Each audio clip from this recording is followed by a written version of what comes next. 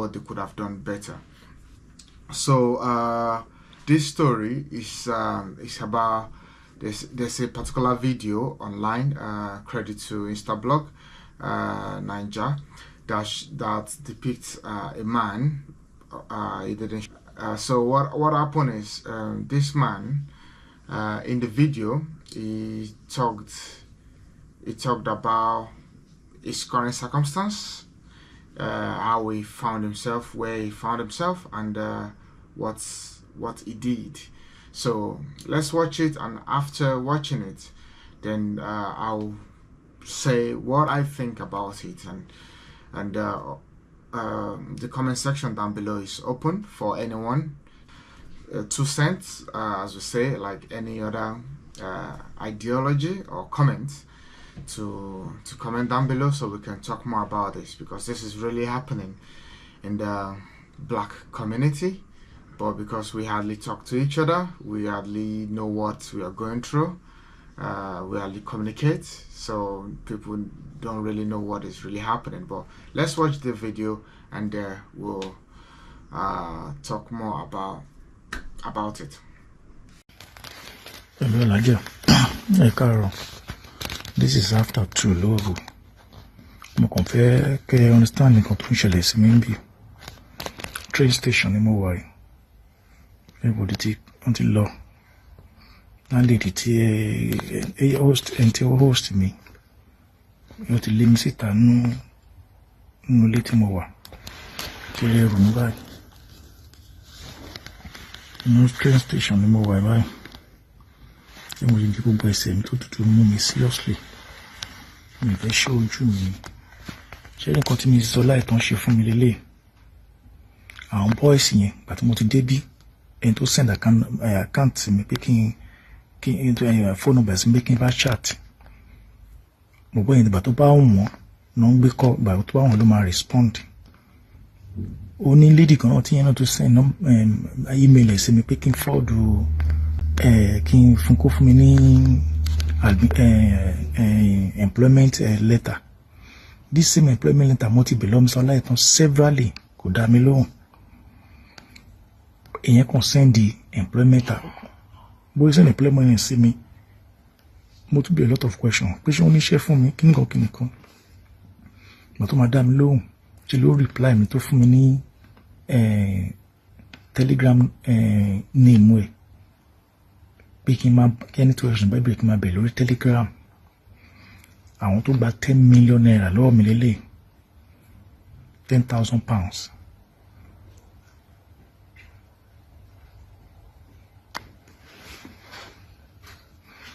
Nìkan kọjá mi ìfẹ́ kó gbọ́ ọ̀kan tí mo sọ.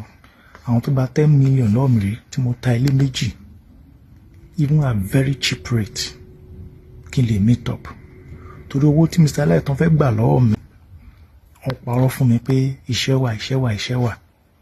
Àwọn boys náà pé òun ti sọ fún wọn pé kò ṣiṣẹ́, pé òun mọ reason náà tó rẹ̀ sọ fún mi.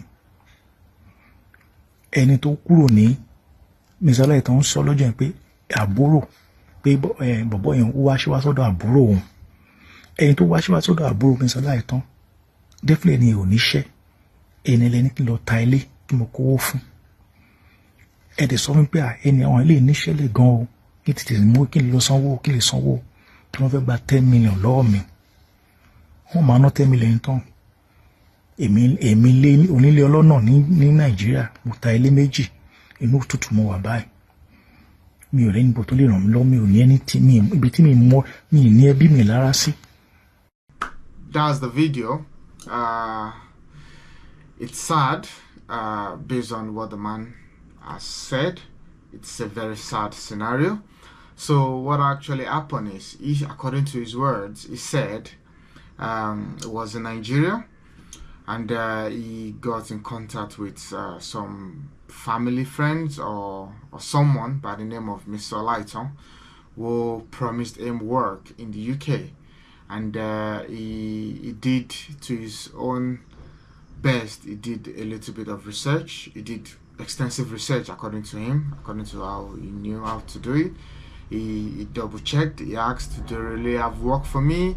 He really wanted to come to the UK, work and make more money, as people say, make pound sterling. So according to him, he said he's now stranded because he realized, unfortunately, that he probably had been swindled, because he said they sent him an appointment letter to be 100% sure that he's got a job. However, he also said that he had to sell his two houses to be able to foot the bills. And an average house in Nigeria is worth more than 10 million naira, like two houses, especially in Lagos. And he did say that he sold his houses at cheap price, just because he had to make the journey. He had to just let those houses go to come to UK, work maybe 1 year, 2 years. He's made like more money to build maybe 4 houses. Now, from what we saw, he's now stranded. He was at the train station. He was cold. So he actually said that him, Onili Olono, in our language, in Yoruba language, means a proud home owner. Not even houses. He had 2 houses that he sold.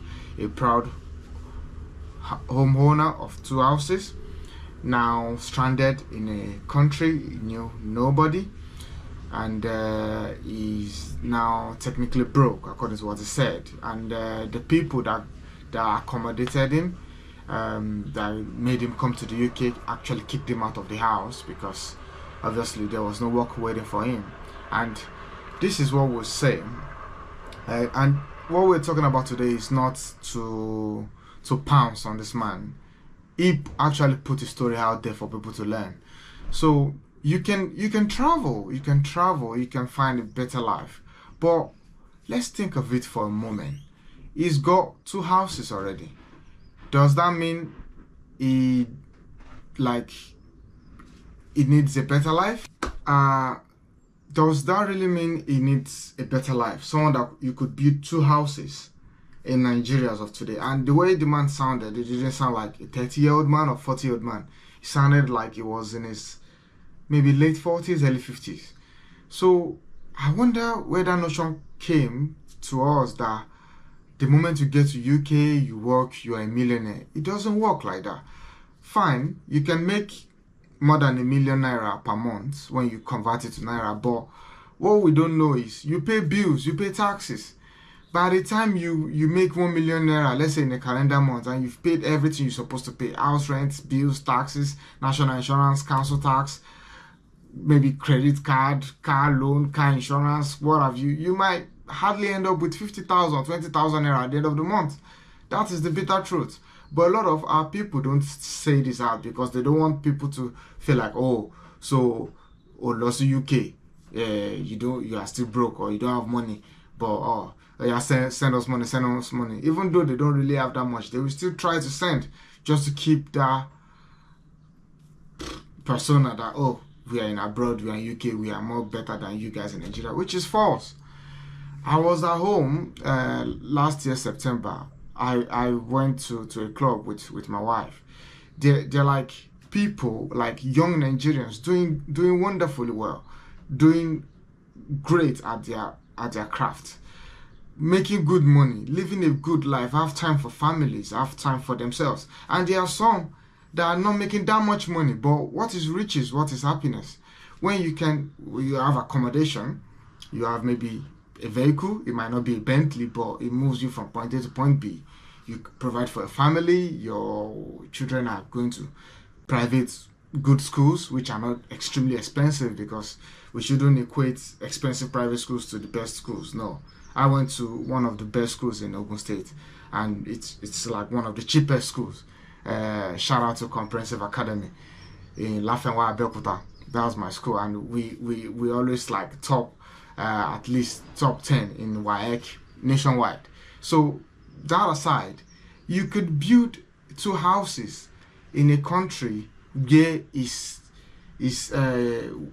everybody is poor, according to Western media, where everybody is broke, where there's poverty, you could build 2 houses. There are a lot of people in this country, in this UK, 30 years, 25 years, they can't buy 1 plot of land in Nigeria. They don't even own their own house here. Yeah, someone say like, yeah, but I have mortgage. Mortgage is not your house. You just change your landlord from a private landlord to a bank. Because what happens if you don't keep up your mortgage payments? Your house will be collected from you. You might have paid for 20 years, 15 years, it doesn't matter. And this is what we talk about in our society, in our black community, because look at this man's story now. He let go of everything he had in Nigeria because, according to him, he did his research. But I would beg to differ, I didn't do enough research, because you can't just come to the UK, like especially on a visitor's visa, and expect to work officially. No, you can't. You are a visitor. You are meant to visit, spend your money, and leave. That is what it is. And anybody that tell you that, oh, I will write you appointment letter, have you checked company house if they actually own the company, or if they actually have the job waiting for you? Have you checked their registration? Have you checked their filings, tax filings on company house? Yeah, their website that you can check if a company is genuine in the UK. So for other people not to fall into this dilemma. Now, what do you think this man should do? As Yoruba will say, he sold everything back home. He doesn't have anything in this so-called abroad. Now he's in a limbo. What should he do? The people that he paid money to, he can't sue them because he wasn't forced to pay the money. And then he can't also, like, I don't even know what he can do. However, what is more important is what has happened to him has happened to him, and I pray and I hope he gets himself figured out and he picked up his 1, 2, 3 and find a better way for himself. However, this is mostly for people back home waiting to sell their house, waiting to sell their car, waiting to sell their business because of a so-called better life abroad. It's not as it seems. Even if you come on maybe study visa, you are capped at working for 20 hours a week. You can't survive on that. People that work full-time hours, they can't survive. Most people are just living hand to mouth on credit cards, on loans, on debts. But you see them driving big cars in your American film that we watch in Nigeria. You think they own it. No, it's car loan. It's car loan. You buy, I can go down and get a Range Rover, so long my credit rating is perfect anyway. Get the Range Rover 2023 model, drive, take picture, Instagram, post, go to Man City Stadium or Arsenal Stadium. People be like, oh, me too, I should just go there, living the life. But what people like that won't say is, this car, I'm paying it per month. I didn't buy cash down. That's why I always respect anyone in Nigeria maybe driving Peugeot 504 because they own it outright. Or anyone in Nigeria have maybe 2-bedroom bungalow because they own it outright. That doesn't mean the Western system is bad. However, because it always paints the fake picture to people across the continent, especially in my continent, Africa. We think a lot of wonderful houses here. Everybody owns it. No. If you could build 2 houses in Nigeria, have cars or have a car, have your own business, there's nothing for you here because this place is a rat race. You will just be trying to keep your head afloat. You won't have time for yourself. You hardly have time for your family. That's why there are a lot of broken homes here. Imagine husband and wife working 12-hour shifts weekly. Where's the time to spend with themselves? That's why there are like a lot of knife violence with the youth, especially in the black community, with the second generation, third generation, because their parents are busy doing night shift, day shift, hustling, trying to provide food on the table. But they wouldn't know when their children start stabbing themselves on the street because there's no time.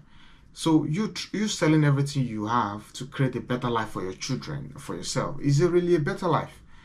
because the moment you land in the UK, that honeymoon will soon vanish. That's when you realize that house rent is like 70% of my income. House rent is like 60% of my income. I have to pay council tax. I have to pay road tax. I have to pay national insurance. I have to pay normal tax. I have to pay TV license. I have to light, gas and electric. No be beans. It is crazily expensive. Now, for people that it depends on your circumstance. Don't get me wrong. I'm not saying you must not travel abroad for a better life. It depends on your circumstance. Imagine a young guy of 22 years old, 24 years old that has not gotten a job after graduation, didn't have the capital to start a business. He applied for jobs because it happened to me. I remember. I'll probably still talk about this in another episode. In our wonderful federal government of Nigeria didn't give me a job at the Ministry of Foreign Affairs, even though I passed the interview with flying colors, with my first class degree, and my ability to speak French language. Oui, j'ai pas français. But I couldn't get a job because obviously we know nepotism. So imagine that kind of person that have tried all they could to make something for themselves at a very young age, but they've probably they've seen it ahead that maybe there could be a better thing for me somewhere across the world, because we humans, we're engineered to wander for a better life, to go elsewhere. But juxtapose it with a man in his 40s, late 30s, 50s that have built his house or houses, that own his business or businesses, that own a car or cars. His kids are doing well, they're in school. It's his money. He's living good. He's eating good food. He's getting better vitamin D, better sun, and he's okay. But because of that inferiority complex that has happened to us through years of colonization, slavery, neo-colonization, even religion, we believe that the land flowing with milk and honey is always at the other side.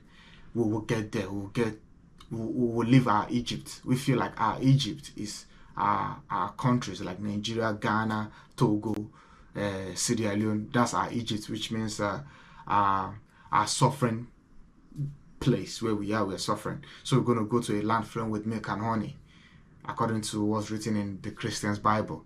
But not all the time the grass is greener on the other side.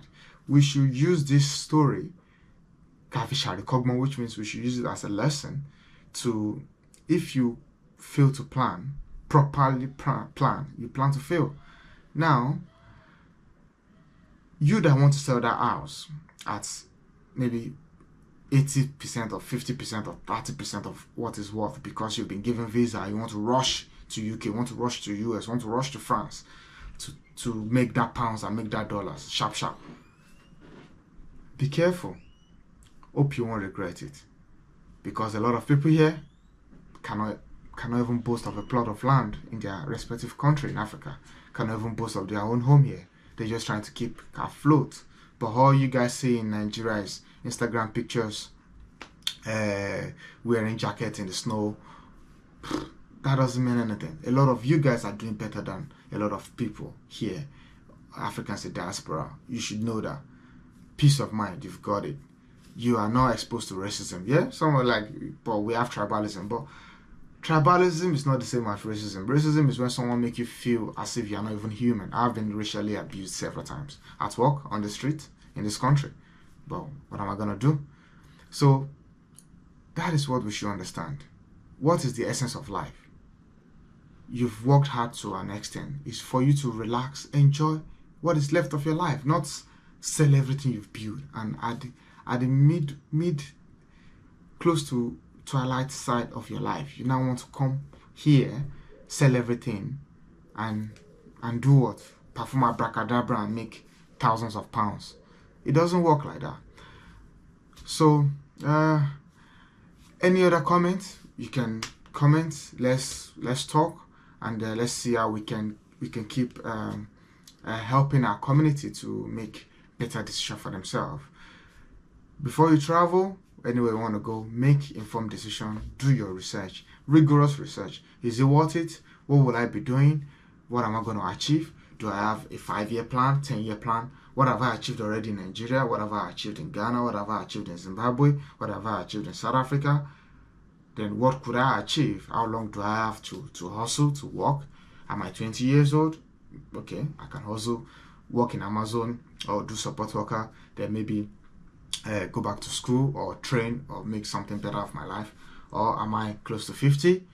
My bones are aching already. Or we see a lot of them here, a lot of them, 40s, 50s, regretting that they shouldn't have come here, basically, if they know what they know today. But the problem is, I didn't mean they knew what they know today, then they'll be like, oh, yeah, Shebi, it's because you've traveled out, that's why I don't want us to come. And the issue is, it's always too late. When they come, it's too late because they've sold everything and they're stuck. Then the system will get you wrapped around like wrapper. Like, you are not going to escape again. Literally. So, thank you very much for sticking around with us. Have a wonderful time. And see you next time. Bye.